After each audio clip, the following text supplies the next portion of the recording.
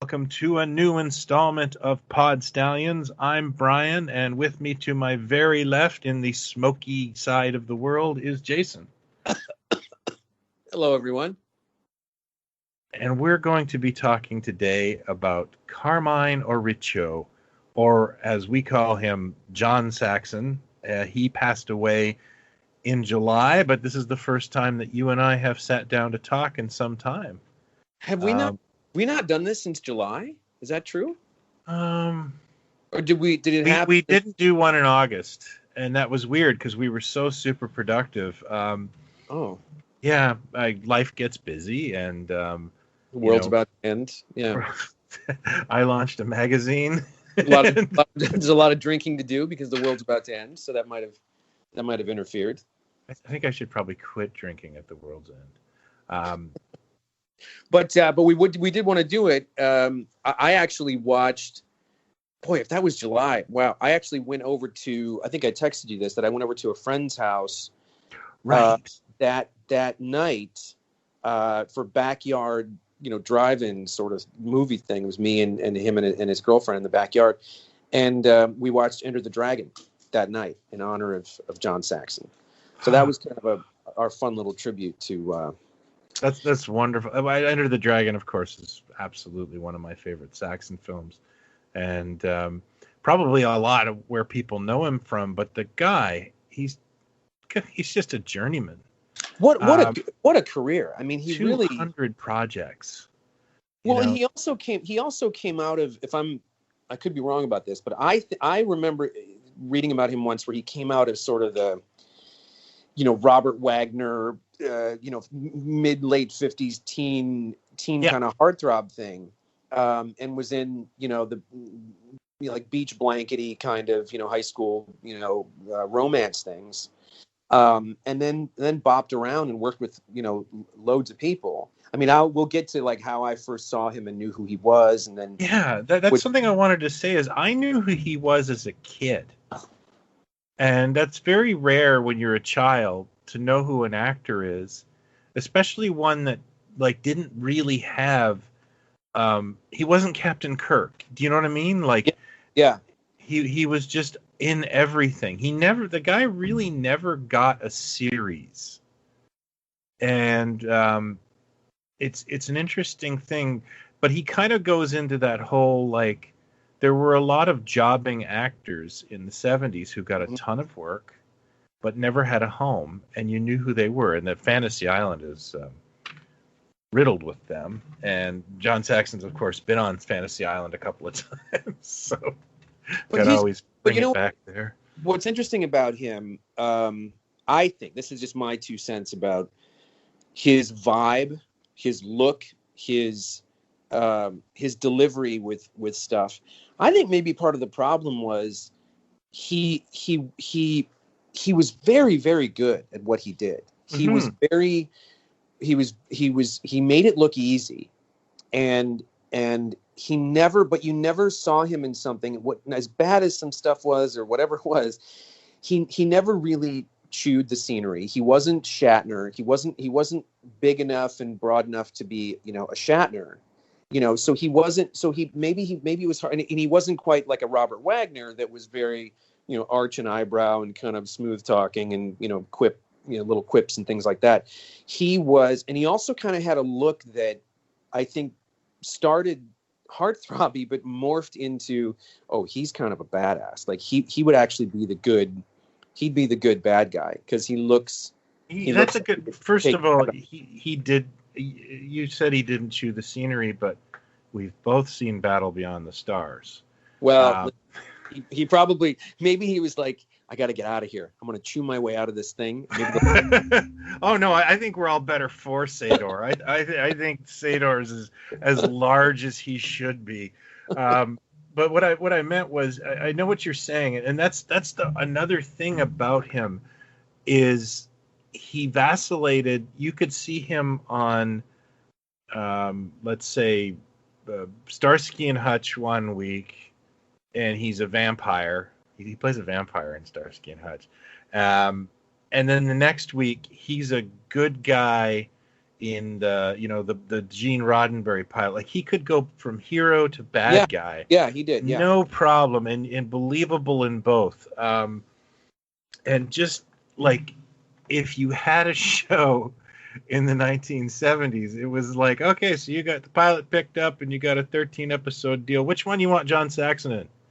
Like, it honestly felt like that came with the deal. He was in everything. In fact, I think the first thing, I could be wrong because it's one of two things, but I think the first thing I ever saw him in was the episode of the Rockford Files that he was in. Oh, no way. And I remember this, I'm a little kid, and Rockford is like, it's one of my favorite shows, my favorite characters of all time to this day. You never mentioned it. I love the show. And Saxon shows up as this guy that, Rockford's got the female character on the show named Beth, who's his lawyer, who is always kind of getting him out of scrapes and stuff. And they had dated on and off kind of thing. You find that out as the show goes on. And in this episode, Rockford lives in a trailer, and he, the gun's in the cookie jar, and he never gets paid and stuff like that. Yeah, yeah. She sets us up to meet at the trailer with this guy that Saxon plays, and you get the sense that, oh, she's really sweet on this guy. I mean, to the point where, he wants to hire Rockford, and he's in a 3-piece suit. Saxon's in a 3-piece suit, and he's slick as can be, and Rockford kind of turns the job down, and then Beth gives him a hard time, et cetera, et cetera. And the show, part of the narrative in the show is kind of this guy can do no wrong. Like, everything he does, everything he says, Beth just thinks, oh my God, he loves opera, he loves this, he loves that, he's the smartest thing in the world. To the point where Rockford kind of goes like, enough is enough with this guy. And Rockford smells a rat from the first time he meets the guy. It starts with kind of a jealousy thing, but it becomes like, I don't know if I trust this guy. He's just too. And I remember, because there's a scene in the episode where you get, now halfway through, you know who the Saxon character is, that he's kind of sleazy, and he's, sleeping with this woman who's not quite, divorced, and, Beth and whatever. And this guy shows up at the house where he's having dinner and starts threatening him. And Saxon does his best to say, let's not do this in the house at the dinner. And the guy keeps pushing. And Saxon goes, okay, where do you want to do this? And he goes, let's go outside. And they go outside, and he takes off his sport jacket and proceeds to beat the shit out of this guy. And I remember as a kid going, that guy's freaking cool. Like, he's built, he's built in a way that you didn't see TV guys, as broad-chested as he was, at the time. And like, he's in the button-down long sleeve shirt and a vest, and you can see how imposing he is. And he does karate moves. Yeah. In the Rockford episode. Well, I don't know if you know this, but he actually thought Enter the Dragon was about him, eh? No, I didn't know that, but I knew that he knew. Well, now years later, I realized that he'd been studying karate for a long time before Enter the Dragon. But the Rockford episode's got to be like 76 or 77. So Enter the Dragon was already massive at that point, and so they must have said, "Well, do some karate stuff." But that might have been the first thing I saw him in. Then he and Rockford have a fight later in the show, which is pretty cool. Yeah. I would just notice him in stuff, and I know it was either that or he was also in. I think he was in a Clint Eastwood. It might have been Joe Kidd. He might be playing like a bandito or something in Joe Kidd or something. Oh yeah. And then I would have noticed him in that. And a couple other like iconic sort of things that he showed up. And I always felt like it was kind of like, if you couldn't, if you needed a heavy, but it wasn't, you didn't want to go light with Robert Wagner to be the sleazeball or whatever, you'd get Saxon or whatever, but he was always good in everything he did. Yeah, it was a very consistent performance. Very consistent. Yeah. I think I have to say my first and earliest memory would have to be Day of the Robot from $6 Million Man, where he's basically Maskatron, I guess, but they didn't call him Maskatron. Right. They called him Mr. X. Right.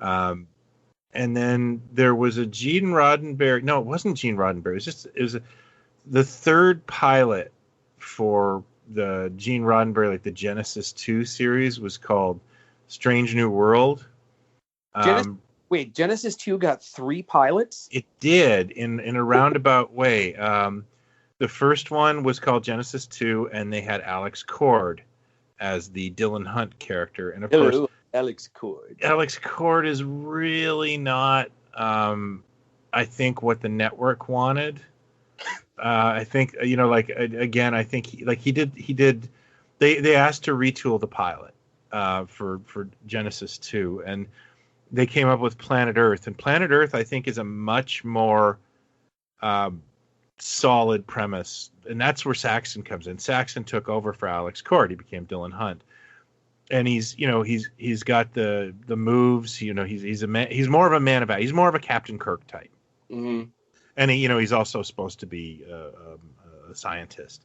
Mm-hmm. But it's it works. And of course they streamline some things. They give them all uniforms, and it's more of a Starfleet thing. And I have a really soft spot for Planet Earth, and I saw that as a kid too. But then there's a third pilot where they still weren't.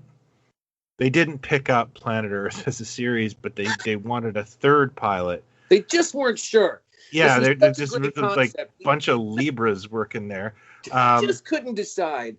And Roddenberry wasn't attached to it, so it's like this, and it's basically again the end of the world. And they kept Saxon to play. I don't know if the character's name is Dylan Hunt in that one. I think it's like Vito or something, where it's a little more believable a name for a guy like John Saxon. I love that his name wasn't like Carmine. Did you say it was Carmine? Yeah.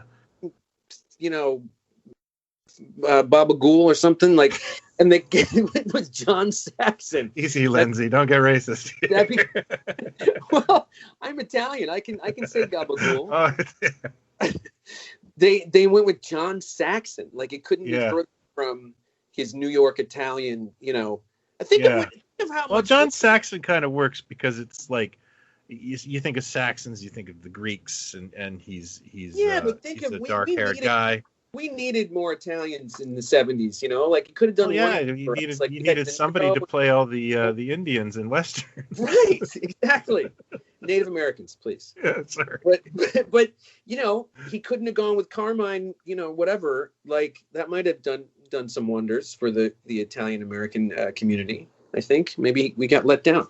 But Alex Cord and John Saxon are great TV guide names. Those are just great. Yeah. He played Captain Anthony Vico in Strange New World, and I would say it's the weakest of the films. But I saw that as a very young kid. Of the pilot, the pilot. I can't believe Strange New World was the name of the third. I can't believe we got 3 pilots. It did, and like one a year, I think. Like I think Genesis 2 came out like in '73, and then Planet Earth came out in '74, and then Strange New World came out in '75. Didn't he work with Bava too at some point in the '60s? Yes, I think you're right. Or maybe I shouldn't have enthusiastically said yes without checking that. He did go to Europe for a while. Yeah, I thought he did some what's the matter with me today? My head's pounding. Sorry. I'm thinking of Giallo. Didn't he do like a couple of Giallo movies in the 60s? Mario Bava's, he's in The Girl Who Knew Too Much. There you go. Bava. Mario Bava. Yeah, he's in a real classic. Like one of the things that's interesting is he would do mainstream, he would do Oscar-winning films. Like he's in The Electric Horseman. I was just saying, he was also in a lot of Corman shit. He was in The Electric Horseman. Yeah. huge movie. That was a big part. Yeah. He's got scenes with Redford in there. Yeah. Like and not to mention that like Enter the Dragon was a worldwide phenomenon. Enter the Dragon was like, I looked it up the night that we watched it, and I think the budget was like 10, 12 million or something. Mm-hmm. I think it made like, $8 trillion, something like it made like a bajillion million, $320 million, like in what it was like one of the biggest. It's still earning an income larger than ours. Yes, it's still playing in Shanghai. Well, what I mean is like it's I was walking in a mall with my kids, and I forget if we were just buying ink and toner or whatever. So your dad crap you don't want to buy, and socks. Yes, and there was a bin of movies by the cashier, and like I don't know. I think I was actually moaning to my daughter, like, I'm not made of money. I was like, Enter the Dragon on Blu-ray for $8, and like immediately looked like a giant hypocrite. But I needed it. There was no way I wasn't leaving the store without Enter the Dragon on Blu-ray. This is why you'll forever be this mystery, this mystery onion that keeps unfolding for me, layer after layer. How could you possibly not have Enter the Dragon on Blu-ray at this point? Oh, this was a couple of years ago. I have no idea. I think I think the thing that what were you doing that you missed that email? It was constantly on. Like I have a couple of I have cable still, and it was constantly on cable. And constantly in my on-demand, and I put it on about once or twice a year, and I think I just might have been like a little tired of it and never bought it. And I've learned the error of my ways. I own it on Blu-ray now. Didn't he know Bruce Lee? Weren't they kind of pals at that point, or did they not know each other before the movie? Oh gosh, I used to know this, but I don't know it anymore. I know Bruce Lee was buddies with Steve McQueen. I think he was buddies with James Coburn. Steve McQueen and James Coburn. I know. James Coburn used to take him out in the desert and play his gong, take him out. What? I just want to put this out on record. I love James Coburn to death. I love Coburn. I love the Flint movies. Oh my God! But Coburn's kung fu is. Watch it. Careful. Careful. We'll get letters. Steady. Don't say it. Don't say it. Yeah. He's lanky. He's lanky. He can't help it. Yeah. Well, I'm lanky. Yeah, but he's like lithe. You ever see him walk? Yeah, the way he walks in the Flint movies. I mean, like I love James Coburn. President's Analyst. The President's Analyst. Yeah, I know, like that one too. Yeah. I always wanted to create a parody television series, like the world's first martial arts show, and the world's first action star, and you play the old episodes now and you have commentary, sort of like Dark Place, but it becomes very obvious. And this is the single joke of the premise, is that the guy knows nothing about martial arts. Like this was done in the 60s when nobody knew anything. And, and the guy can't, because I was watching, I think it was a Fantasy Island recently where, this guy is like a martial arts champion and it's his dream to fight Mako. Mako was just playing a character in the show, but Mako the actor. I can't remember. He's like supposed to be like a warlord. Gotcha. Yeah. And I don't know what Mako's problem is because I've seen that guy do martial arts in movies, but both of them, when they would fight, the shot would pan away super far, and two of the worst stunt people in wigs would fight, and like the one guy's just got like short blonde hair. Well, we're just going to put that Colin Baker wig on that guy. Like they're not even matching the wigs. And it made me laugh so hard because it's these shows weren't counting on me having a high definition television. No. Most televisions at that point were like, 15 by 15 or whatever. Yeah. People were sitting 90 feet away we're gonna have to get up to change the channel. They weren't looking at the stunt people, you know. But that was the concept I just had, was like, what if this was a television show like this? I remember the first time as a kid where I it was watching an episode of Star Trek, and I noticed like when Kirk, speaking of karate, when Kirk went to, he does this thing that only Kirk can do, that run off the ground double kick where like both feet kick the guy in the chest, and whatever that fight scene, whichever one I'm thinking of was, and I noticed, hey, he's wearing different shoes. There's no heel on the shoe. Like it's like a wrestling shoe, you know, kind of. They don't have the sexy little, you know, beetle boots they're wearing in all the other scenes. And I remember catching it the first time as a kid, going, hey, what's that about? And then, you know, like I saw through the looking glass kind of, and saw how they made the show kind of, and it almost. Oh yeah, that's funny when you see that now, eh? Well, back then too, it was like you feel like, you know how you'd watch sitcoms when we were growing up, and like every now and then you'd see a boom mic in the shot. Oh yeah. And you'd be like, oh, saw a microphone.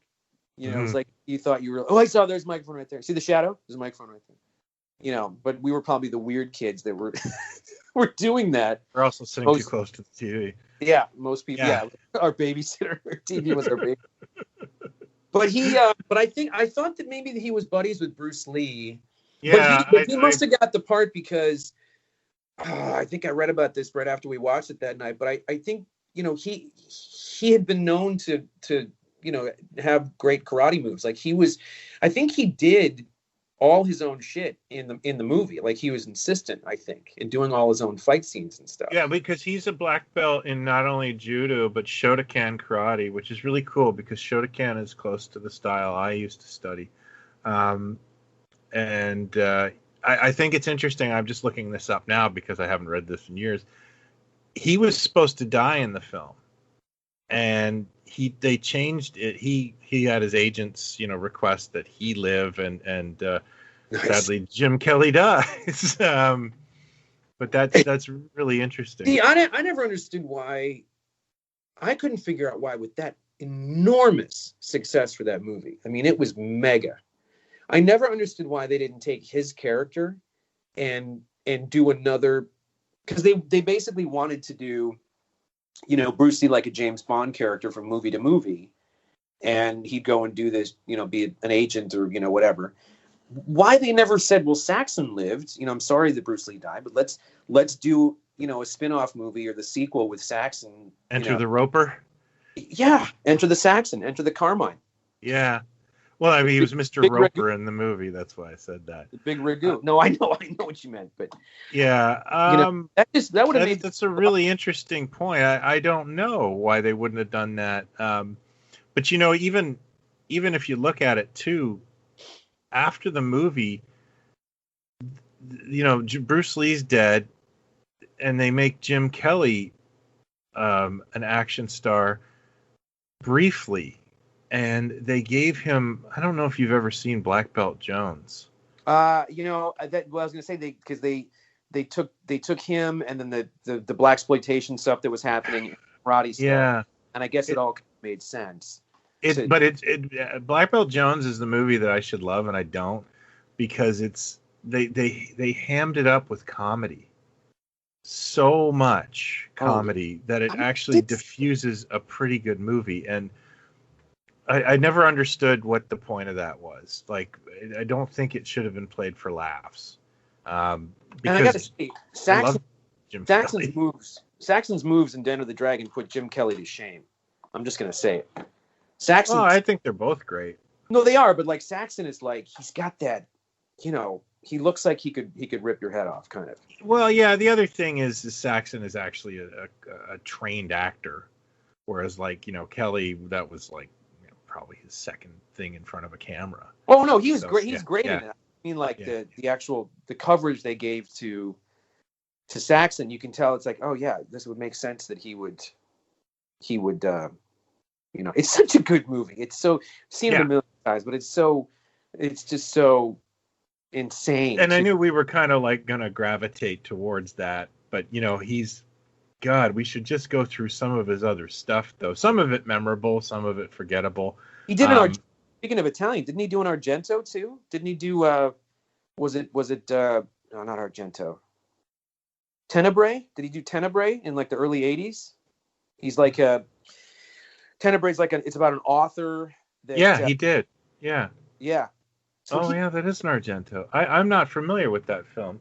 Yeah, it's weird. It's a lot couple of American actors they get for it, and then a bunch of they get a nice week. They get a nice couple months in Italy. Italy get to eat good. Yeah. Yeah. The one I remember him from, and I shouldn't have watched this as a child, but I did, was a movie called The Glove. Actually, I must have been like 10 or 11 when it came on TV, but it's a Ross Hagen movie, and John Saxon is like this bounty hunter who's got to track down a vicious ex-convict, and it's Rosie Grier, who puts on this like really scary riot glove, like leather and steel, and I remember the cover of the video box is a big fist, and he's murdering people with it. Like, I don't know why Rosie Grier would need that. He's Rosie Grier. Pretty big.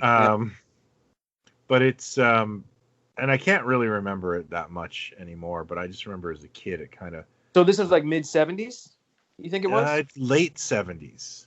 You know what he did, which I totally forgot he was in? Maybe I'm wrong about this. No, I think I'm right about this. He was in Black Christmas. Yep. Which is such a good movie. I think that's his follow-up to Enter the Dragon. But I think he like did Enter the Dragon, filmed a Kung Fu, and then was in Black Christmas. Black Christmas is I hadn't seen it in a long time, and I watched it maybe a year ago or so, because I think there was a remake that somebody did, and I thought, I should watch it. That's a really, really creepy movie. Like it's really low budget kind of thing, but it's great. But it's got Olivia Hussey in it, and Andrea Martin, and that's a great flick. Yeah.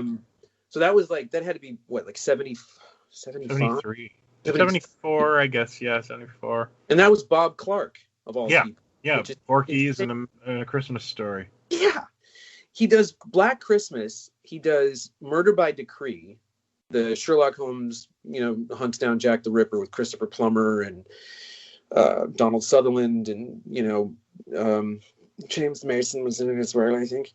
And then he does Porky's, I think, and then A Christmas Story, or maybe it's the other way around. But what a strange. He does Porky's and the Porky's 2. He did Porky's 2 the next day, which adds. I don't think he did Porky's 3, and God bless him. Porky's 2 answered a lot of questions from Porky. Let me tell you. Shit, that is. Yeah. Porky's 3 is hilarious, by the way, because they are like 37 years old, and they're still like supposed to be like, they got receding hairlines and stuff. we put it on the other night for like 5 minutes until the wife just said, "Oh, I can't anymore." Speaking of wives, my wife always calls him John Saxon. Like it's some sort of verb. That works. I guess because she's been living with me all these years. He's in the infamous film Mitchell, which is, of course, the famous Mystery Science Theater where Joel leaves. It's a Joe Don Baker piece of crap. Like that's. I find it really funny how much of his career is weird genre stuff, and then incredibly popular, like to this day, classics. Like it's just I think I've seen Mitchell. It's rotten. I'm not a big Joe Don Baker guy. I mean, I like him in Fletch, but it was like there was Joe Don Baker, like Walking Tall was huge. So getting all these, He's such a big slob of a guy. I don't think. He always looks sweaty, like he's just tired and he's sweating. And who always took digs at him, and I always loved him for it, was Leonard Maltin. Like when Leonard Maltin would review like a shitty like movie like Joysticks or something, and it had Joe Don Baker in it, he would say something like, "Yeah, Joe Don Baker looks like he slept in a ditch for the entire movie." Maybe it was. He does. He always looks. But I'll tell you, he did it. He did a show. It was a British miniseries in 1985 called Edge of Darkness. That was such a sensation when it came out that they repeated it like the following week or something, which they'd never done for such a thing. And it stars Bob Peck, who is best known as the gameskeeper in the first Jurassic Park, the guy who notices that the raptors have been, testing the weaknesses in the fence kind of thing. Oh, yeah. He died fairly young, this guy, who's a terrific actor. He's the lead. Joanne Whaley is one of the first things she did. And Joe Don Baker's in it. And he's fantastic as this American cynic, army guy. But it's from 1985. The soundtrack is by Michael Kamen and Eric Clapton. And it's a really, they eventually remade it. They made it into a movie. Same director, Martin Campbell, who ended up doing GoldenEye, which he grabbed Joe Don Baker and kind of riffed on the character that was in Edge of Darkness. Oh, that's interesting. So he's kind of riffing on that Jedburgh character from Edge of Darkness. And then Martin Campbell, the same director, remade it as a movie with Mel Gibson and Ray Winston and what's his name, Danny Houston, and a bunch of other people. And I have to say, regardless of Mel Gibson's, this is post Mel Gibson's, the bad stuff.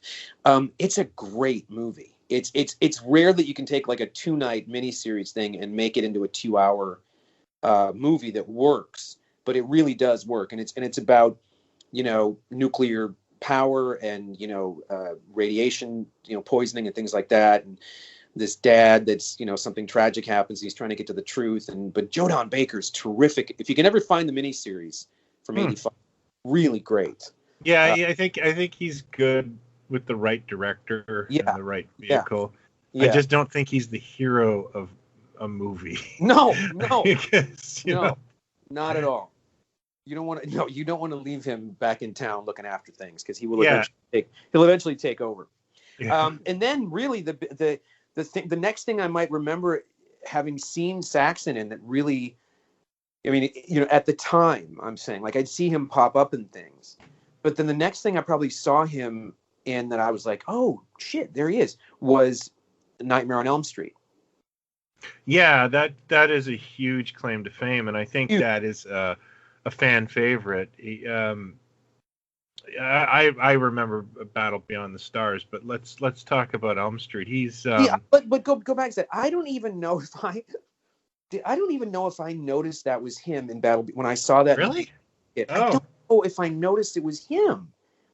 I think I was kind of, look, I enjoyed the film. I paid for it. I was a kid. I saw it, but I remember kind of thinking, I can't wait to get to the mall after this and look for. No way. Yeah, I have an appreciation for it now more than ever.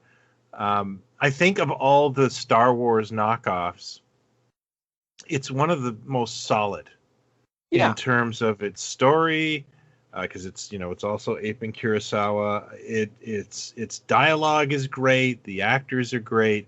It's very straightforward. Did John Sayles do the script for that? Yeah, John Sayles did it, and there's nothing. I quite like it. But I guess it doesn't, like everyone goes to like Star Crash because they're crazy. Right. They're crazy. And Battle Beyond the Stars isn't really crazy. It's a pretty straightforward. There's some tongue-in-cheek humor in it. Yeah. But it is a pretty solid Star Wars knockoff. Yeah, I'd agree. I actually think it's one of the best because it actually has, this beginning, middle, and end that work.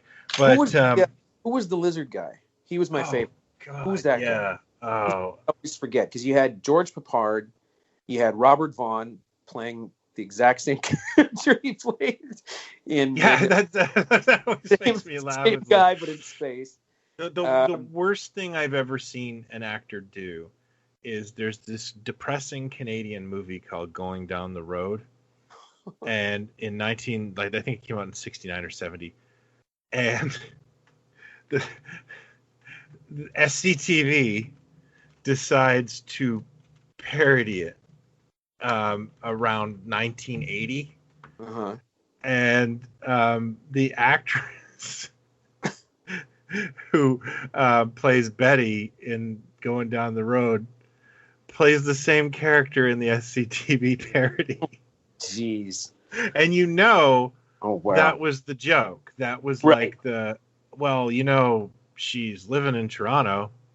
We could probably get her. You could probably get her. They probably knew her, but it was just sort of like, oh my God, like how does that feel to be the character in the SCTV parody, and it wasn't like they said, starring Jane Eastwood. No, nobody knew who Jane Eastwood was. The lady from the Hudson's Bay commercials, like we didn't know who she was. But these guys, like even guys like, Robert Vaughan, he was in Bullet. I mean, he was in Man from U.N.C.L.E. was a huge show. He was in Bullet, and Saxon was in all these big things. And then you get to like 1980, and it's like everybody has to work. They got to keep working. And just to get to the Lizard Man was played by Morgan Woodward. Oh, Morgan Woodward. Morgan Woodward is in everything. Should I know who that is? Well, I think he's in 2 Star Treks. You'd know his face. He looked like he was 60 when he was 30. And I think he just got around. What we like to call the Victor Bono syndrome. Yeah.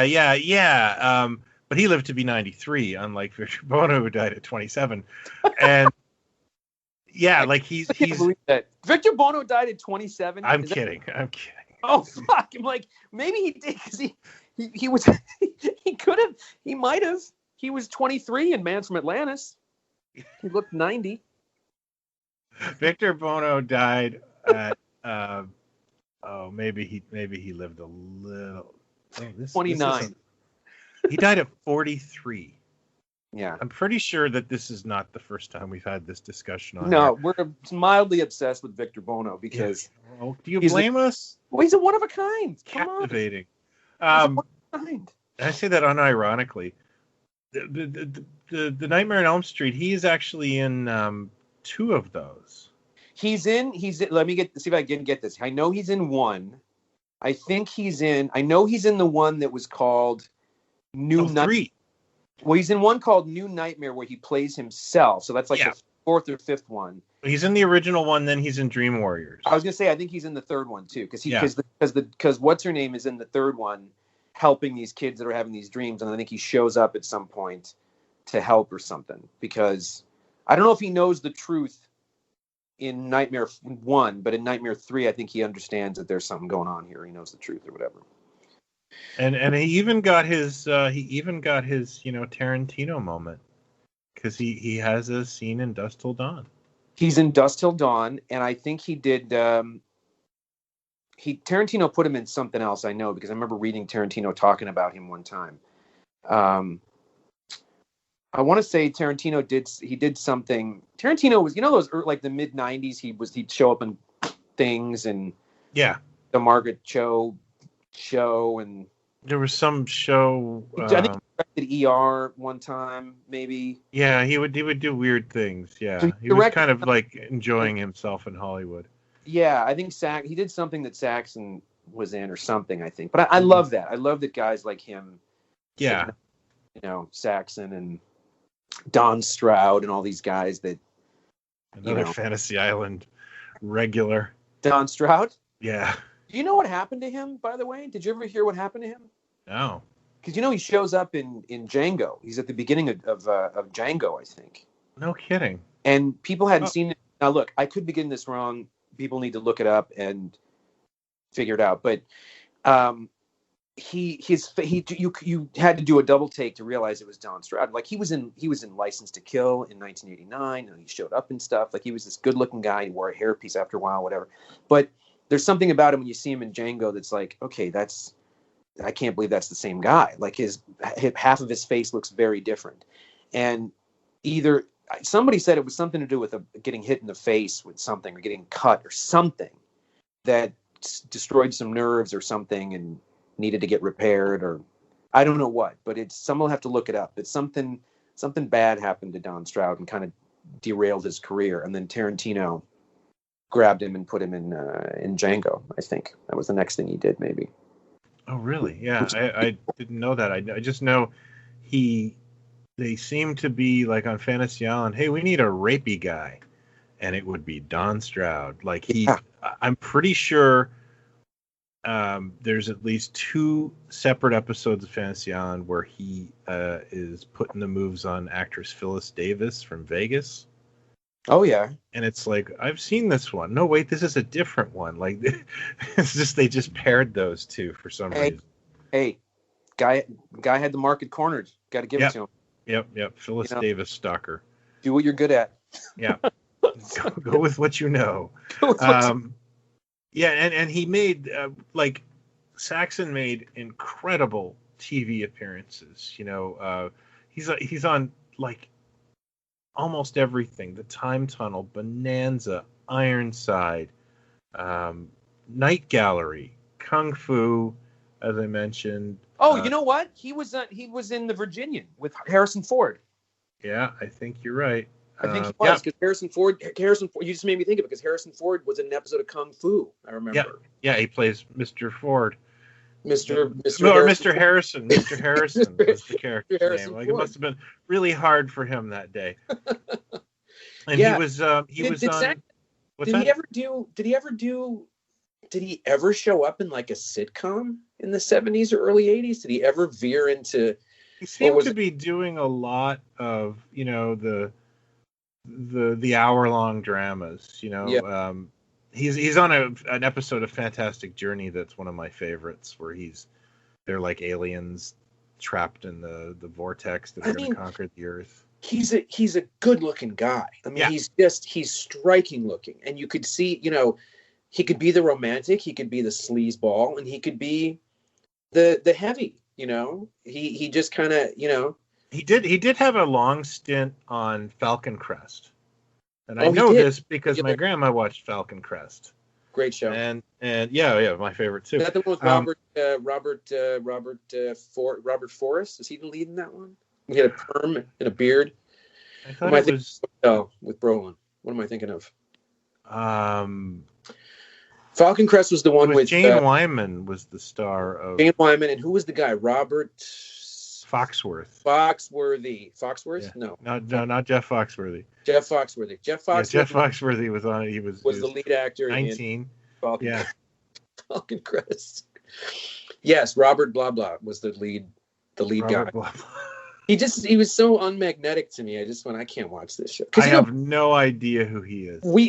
I was talking to my buddy the other day. What were we talking about? That was like, we were going on a rant about Lucy. This is a text conversation about Lucille Ball and these shows. As one does. Well, only because I'm one of maybe the few people that just I never really got Lucy. Like I never liked the show. I never got it. I didn't like the voice or whatever. But God bless her, and all the power to what she did and everything.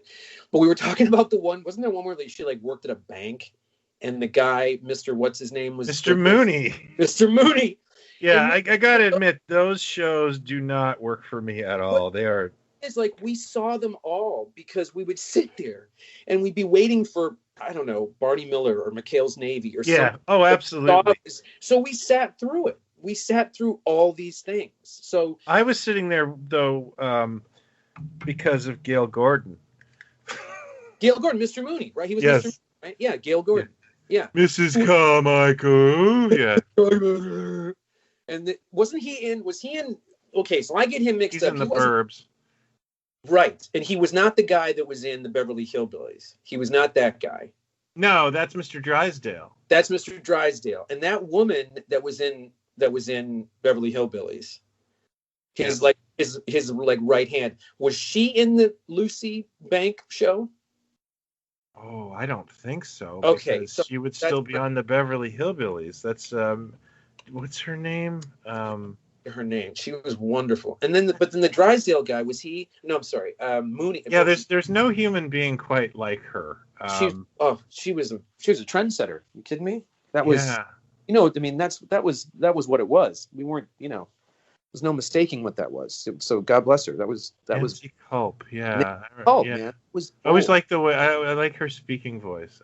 Terrific. Yeah. She's in The Parent Trap as well. Yes. How did we get here? I just want to point out too that, the other night I was trying to sleep, and then you started texting me about Marjo Gortner, and I started like going like we're joking and I'm like, what the fuck am I doing? I have to go to work in the morning. Like, we are having like the most unimportant conversation ever. I'm sorry. I've been very lonely. It's been very lonely during COVID. So, but I think you just kind of like opened with like Marjo Gortner. What the hell is with this? No, and I just went like right for it and I said the next episode should be, we should do Saxon. And I said we're gonna get shit for still not doing the Marjo Gortner. And then your response was, I hate that guy, right? And I was like, no, you misunderstand. I don't admire his work. I don't think I don't have the collected works of Marjo Gortner. I'm fascinated that the guy who was in the documentary Marjo about being a little kid preacher, that, this documentary is up for like best picture, best documentary, whatever it was, ends up being the go-to guy for TV shows and movies and gets an acting career. Yeah, he's got the screen presence that just makes me want to shower. It's just it's so 70s. It's so 70s. He would.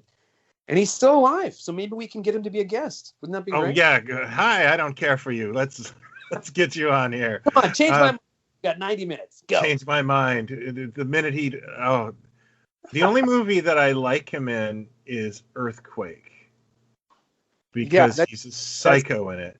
And it just seems somewhat believable. You know what? That was on, this is going maybe 6-8 months ago. I don't know when it was. Time has stood still. I don't know when it was on. But it was on a while back on like TCM. And I bet I haven't seen it since the movie of the week, as a kid or whatever. And I remember certain things about it, and Ava Gardner and Heston. And I start watching this movie, and it is so horrendously bad. Like, there's a scene at one point, Walter Matthau shows up at the bar. Yeah. Doesn't speak a word of dialogue. But basically the audience is like, oh, there's Walter Matthau. And he's playing a drunk, like, right out of vaudeville. Like how a little kid plays a drunk. Like a little kid playing a hobo for Halloween.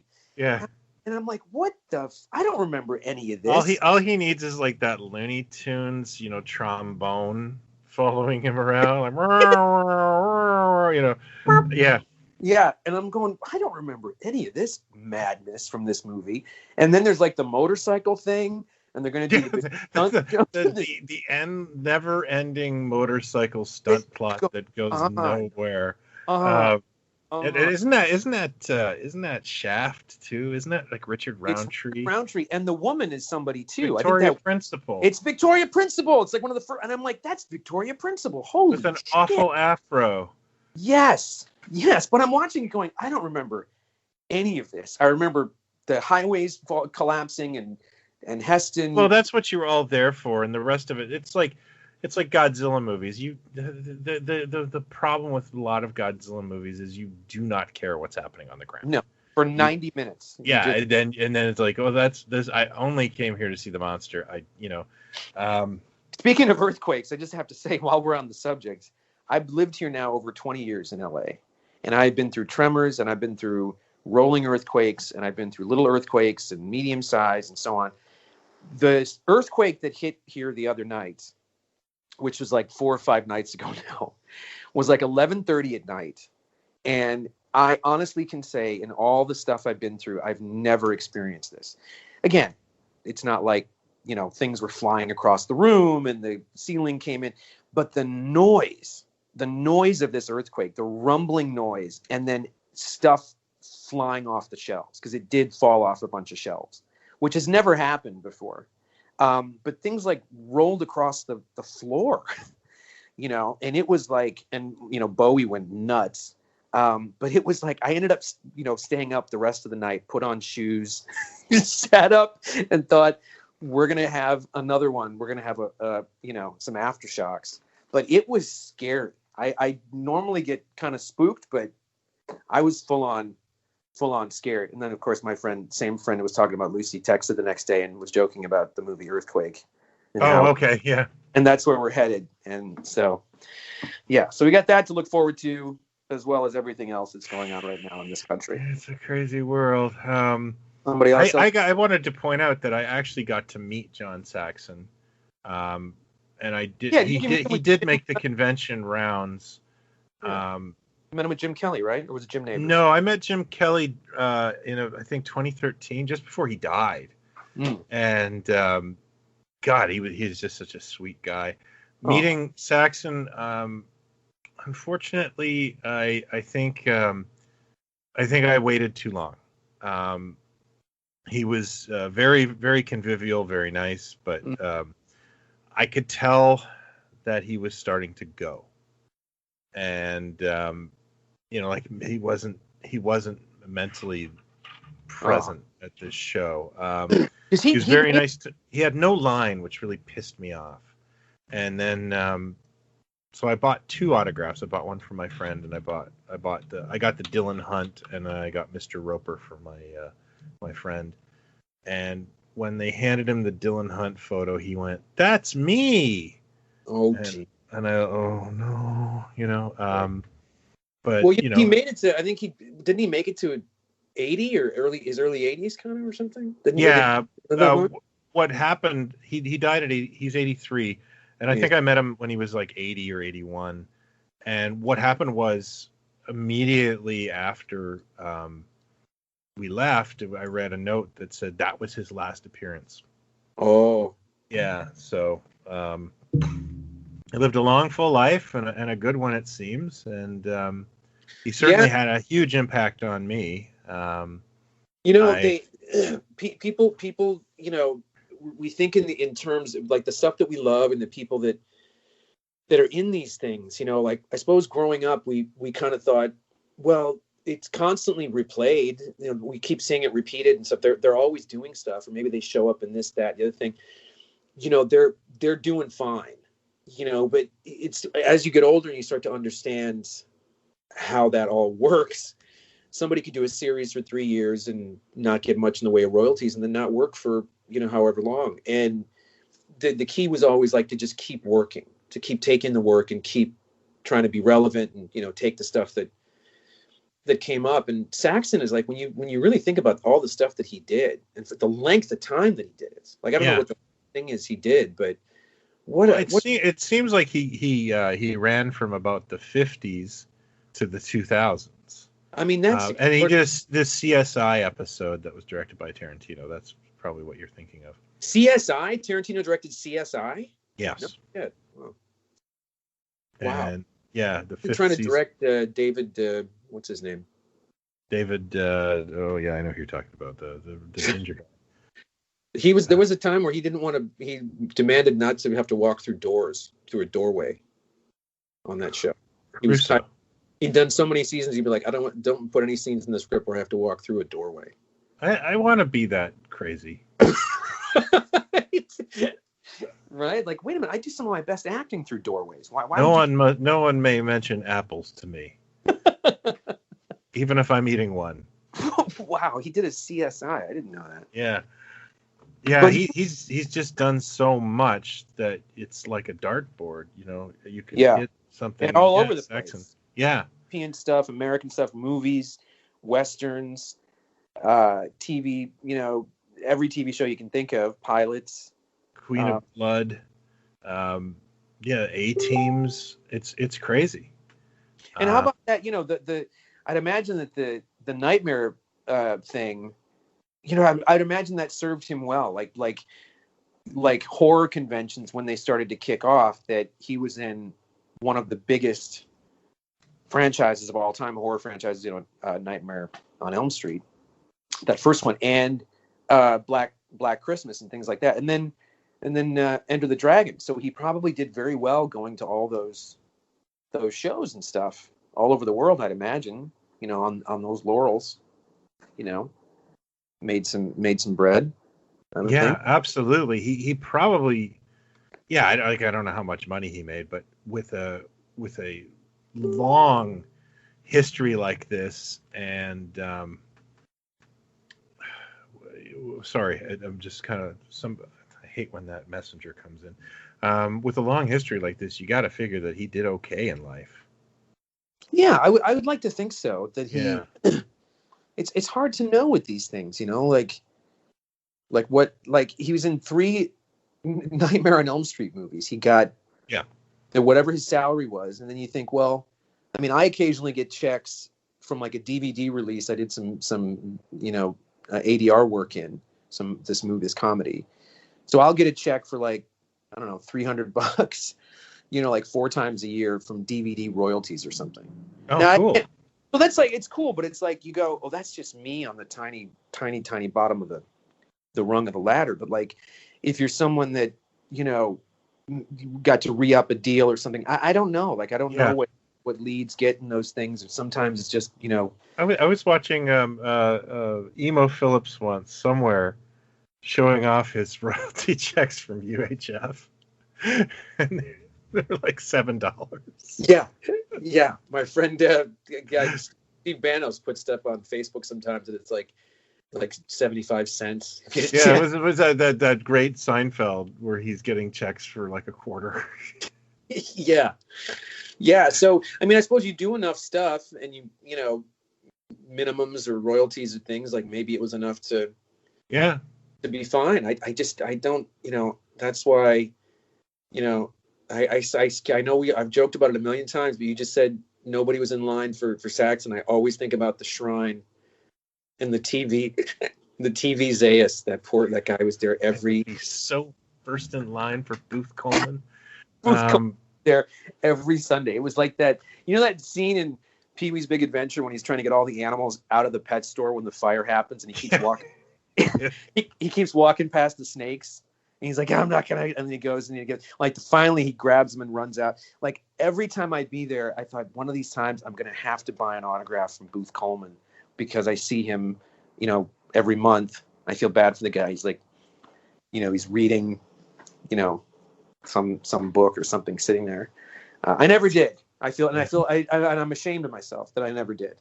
What's the saddest, like, celebrity, like, signing thing you've ever seen? Saddest, like, line, or like nobody knew was there? Just the saddest thing you've witnessed. I'll give you a mine. Like, there's been a couple. One was I did a comic book show with my son that I guess, like, I found out about it and went on the Friday afternoon, but it was a big affair. But it's like, did anyone else tell anyone about this? Because it was just wide aisles, there was nobody there. Right. And it was this big one down at the CNE. And I remember they had like 40 guests. And the reason I went was Gil Gerard was there. And I got, his autograph. And I snubbed Erin Gray and felt bad because I didn't bring anything for her to sign. And but there was a line of retired wrestlers. Like, I'm talking, to get to Gil Gerard, I had to walk by 15, 20 tables of guys that I didn't know who they were. Oh, jeez. And they were all, like, there was nobody there. And they were all carnival barking me with their wrestling lingo. Like, come here, buddy, there, get over here, buddy. And I was just like, you're all, like, just people. Like, I felt so bad for them, because it's going to be a long day. Yeah, I mean, I would, there were times, like, when Comic-Con, like, when I first kind of discovered it, and there was things upstairs, and you'd see certain faces. I remember one time seeing, you say kind of sad, this is me. I don't mean to be mean. It's not mean. It's just, I remember seeing Mark Singer. Yeah. Just kind of off by himself at one point. He is actually a treat to meet. And nobody around.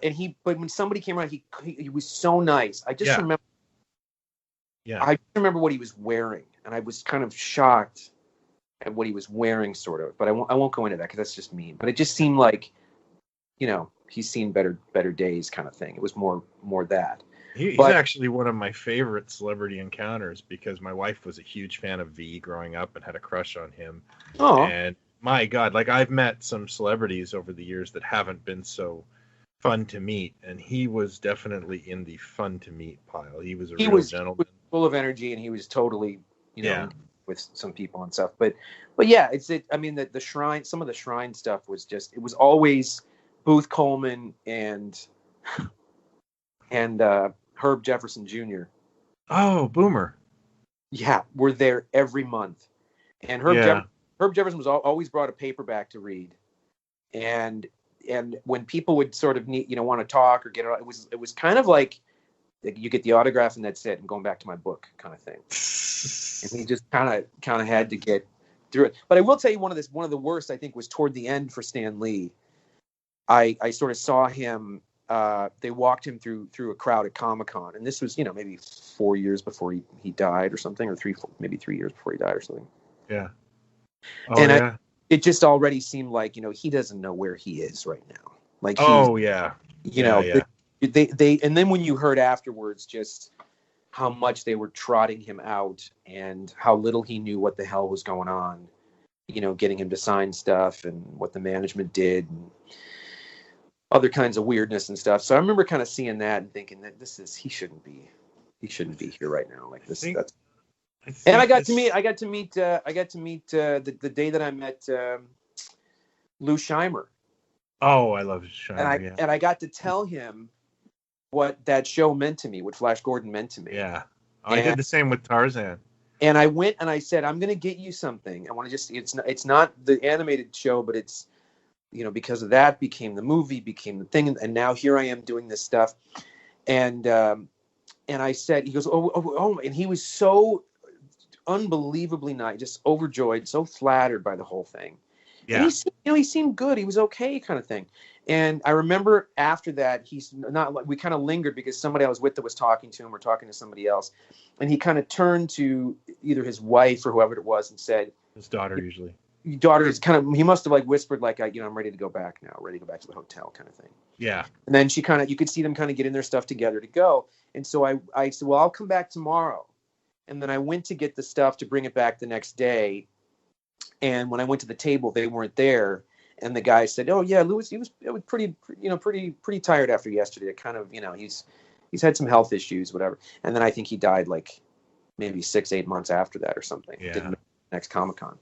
But I could tell that he was, he was a gentleman. He was in I think he was in a white jacket maybe and trousers, and he was super nice. But he could tell he was, I forget what he had at that point or what. I think he did have Alzheimer's. And yeah.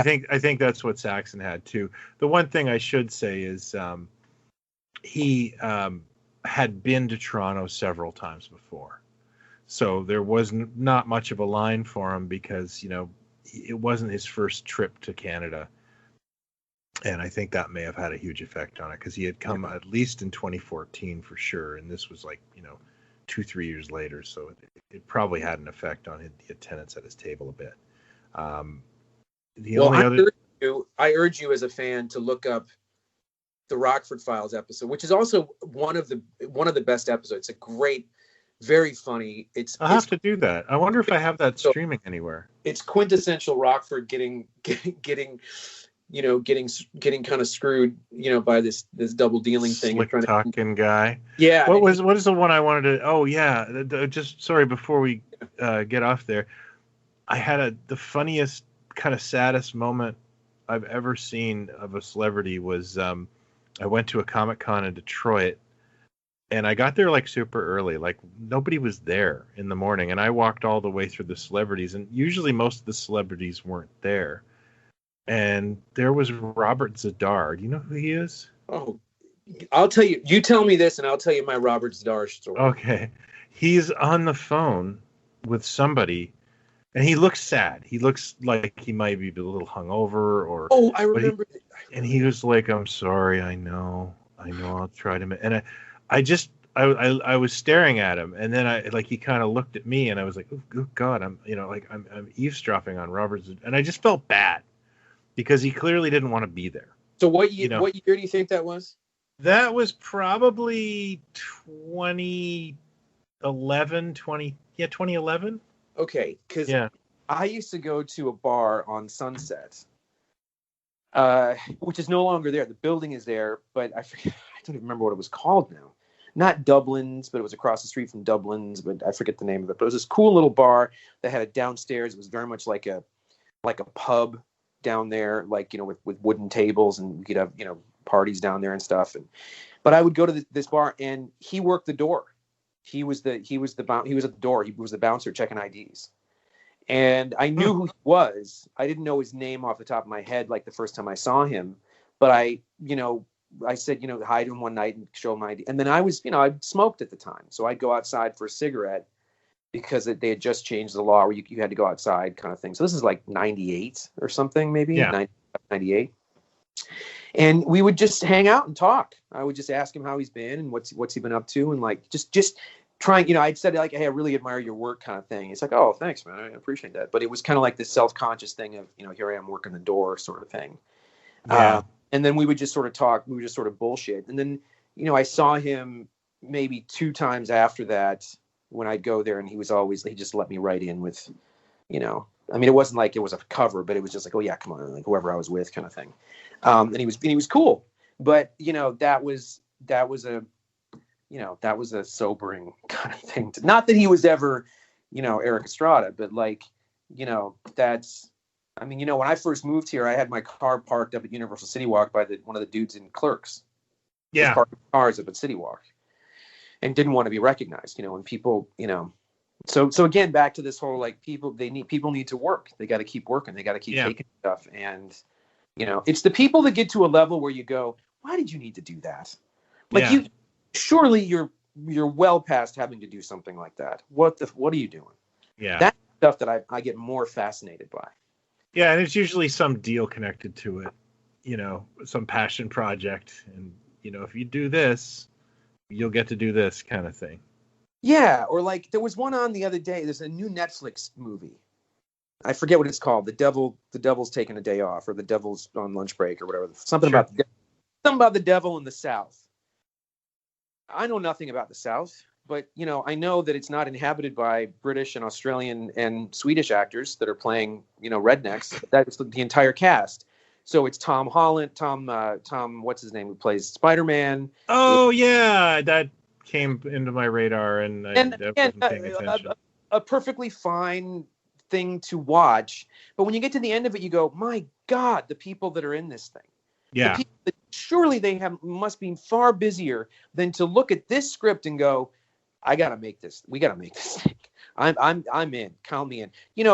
What's his name is in it? Sebastian Stan. Yeah.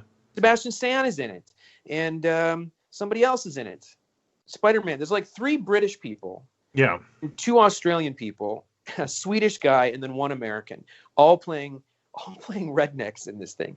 But it's just the kind of thing where you finish it and you're like, that's a lot of talent and a lot of organizing to get all those people. And this is what you want to spend your time on? This? At this level? So shit like that, I always go like, I don't. Do you think we're to wrap up this conversation, do you think we're past the age of the Saxon or the Roddy McDowall, where they would do episodic TV, movies? It didn't matter. They just wanted to keep going. Or, are we now just in a world where, you're a movie star, you're a TV star, and that's it? I think, if anything, it has, because there used to be that stigma many, many, many years. I remember my father would always say that. Like my father knew everything. So, if he saw some guy that, like George C. Scott took a TV show, he'd go, he used to say he'd never do television because he was only a movie, Yeah. I think years ago was, I know the name of that show. It was kind of either or like, Roddy McDowall could do both. Yeah. It was fine. But if you were like the leading guy or whatever, and then it dipped in, Garner's a great example of a guy who was big in television with Maverick, goes into movies, he's huge in movies, goes back to television, goes back to movies. Like, it's very rare that people could do that throughout their careers. But I think, if anything, now there's a hip factor to showing up in things. Like, I've been getting it. This cartoon called, what's it called? Something Falls, not Wonder Falls, but Gravity Falls. Gravity Falls. Have you seen this show? Oh yeah, I have kids. Oh, it's so good. It's so smart. And I've just kind of, I saw the first season, and now I'm discovering that, and all these voices show up, and you go, oh my God, that's Stephen Root. Oh, that's Linda Cardellini. That's whatever. So I think now it's like, I think you see more of it now with all there's so many more platforms now. Whereas before it was, more jobbing maybe, but now it's kind of, I think it's become more hip now to show up in things. To yeah, okay, I'll give you that. Wrong, yeah, I could be wrong, but I don't know if there's quite the stigma now. But like, think of like the hip, think of John Hamm showing up on 30 Rock or whatever, stuff like that. Or John Hamm showing up on absolutely everything. Yes, exactly. So it could be. I mean, yeah, but there was something comforting to it too, where you'd see it. You'd see Saxon or something, you wouldn't go, oh, he had to do another episode of whatever. It's like you saw them on Fantasy Island. You're like, they're working. These people are, they don't just let anybody on this show. Yeah, no, you can't just walk in and ask to work with Donnie Most. You can't just get Bob Denver for anything. Yeah, well, actually, I think at that point, did I tell you this is that may have been a bad example. Speaking of Bob Denver, and only you would appreciate this. Yep. I think I've told you before about this guy I've known for years. Steve Kozak is executive producing a documentary on the Star Wars Holiday Special. Oh yeah, wonderful. Talking to me about it for years, and I've been kind of, now that it's sort of kicked off, and I've been interviewed for it, and he's getting everybody involved with this thing. I mean, when I start to, off air, I'll tell you more about the history of this. It will fascinate you because it's everything about 70s TV that's just insane that we kind of love. I can't wait to dig into that. The woman who played, I'm just going to leave you with this. Okay. The woman who played Lumpy, Chewbacca's son in Star Wars Holiday Special, was also the woman who was inside the Dorse on this Far Out Space Nuts. Yeah. And at the time, she was dating Bob Denver. They started a romance while they were making the Far Out Space Nuts, and they were still together while she was doing the Star Wars Holiday Special. That's incredible. So there you go. I mean, what do? You're stuck in a room with Chuck McCann and Bob Denver. That is a sexy duo. You got to make a choice. Chuck lost out, clearly. I can honestly remember watching the Far Out Space Nuts, and I don't remember how old I was. Probably pretty young. Where I was like, Skipper looks weird. Like, why is he talking funny? I remember seeing it and thinking, was Gilligan's Island that long ago? His hair was gray, right? He looked 70. Yeah, I know, the same thing. It very clearly must have been running a rinse through his hair. I thought the exact same thing. And it's even worse when they try to young him up, like on Fantasy Island. I keep going back to that. They'll like dye his hair, and you're like, yeah, he looks like a 55-year-old guy with a dye job. Like it didn't. But that didn't quite work. That's what's so funny about some of the Fantasy Island stuff and the faces that would show up. It's like, well, they, chances are you saw them that afternoon. Like Gilligan was running. Yeah.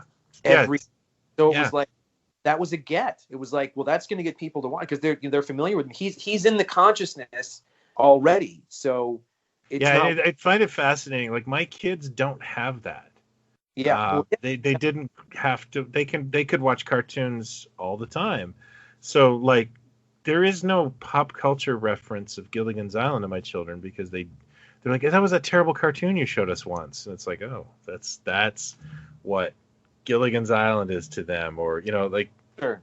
They didn't get exposed to it. And they have a completely different pop culture reference point. So yeah, Gilligan's Island may die with us. Yeah, well, there is that. A lot of this stuff is sort of, when you mentioned Roddy McDowall, and I actually watched, I don't know why, but I have a long freaking queue with Amazon Prime. But the other night I watched Lord Love a Duck on Amazon Prime. I had never seen it, and it's completely mental. And Roddy's the lead. He's this kind of strange asexual Svengali in this strange movie that's kind of skewing beach blanket movies and the teen culture and stuff like that, and it's very strange. I have to go check that out. he's just, it's just freaking, he's so comforting. He's Roddy McDowall. He's always Roddy McDowall in everything he does. And I love him to bits. And, but I wonder, like, what is Roddy McDowall going to mean to people before long? Like, is he, that is definitely a generational thing. Shatner is like, that's a different story. Bob Denver, no, but Shatner's one of the, he's iconic. Like, the generation after generation will know that show. Generations will know Planet of the Apes. Will they know Roddy McDowall by face? That's a good question. He's also the voice of Vincent. And not credited. Not credited, but he does another Disney film, didn't he? He did.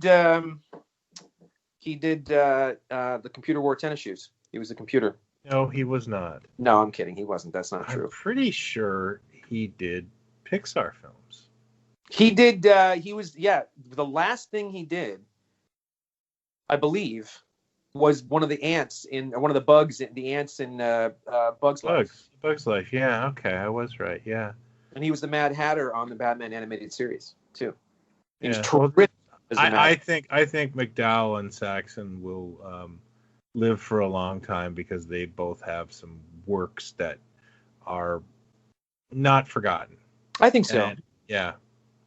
And as long as there's geeks like us to keep telling people about him, that's right. I'm sure they will live on. That's our mission. All right. Well, that was all fun. right. Thanks, everybody. We're going to do a longer one next time. Well, this one was supposed to be short, and it ended up very long. So, all right. Look at us. All right. Thanks, everybody. Guys, stay safe. Talk soon.